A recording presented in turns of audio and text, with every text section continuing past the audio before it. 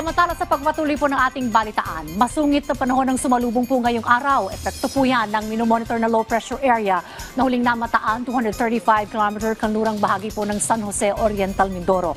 Kung magiging isang bagyo yan, ang iba pang update sa lagay ng panahon, hatid po sa atin ni Pag-asa Weather Specialist Charmaine Varilla. Ma'am, magandang umaga po. Ano pong update sa ating panahon?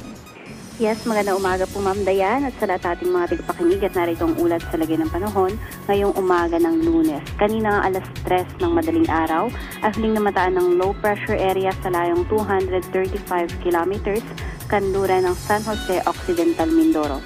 Itong nasabing low pressure area ay hindi na nga natin inaasahan na magiging isang ganap na bagyo at patuloy itong kikilos pa kanluran hanggang sa makalabas ng ating Philippine Area of Responsibility bukas.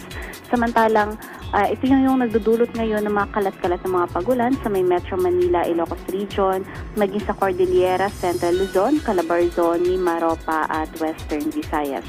Samantalang sa Cagayan Valley naman, makararanas din ng maulap na kalangitan dala ng easterlies.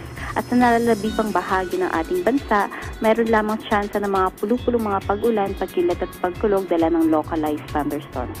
At yan ang latest mula dito sa Pag-asa Weather Forecasting Center, Charmaine Varilla, nag-uulat.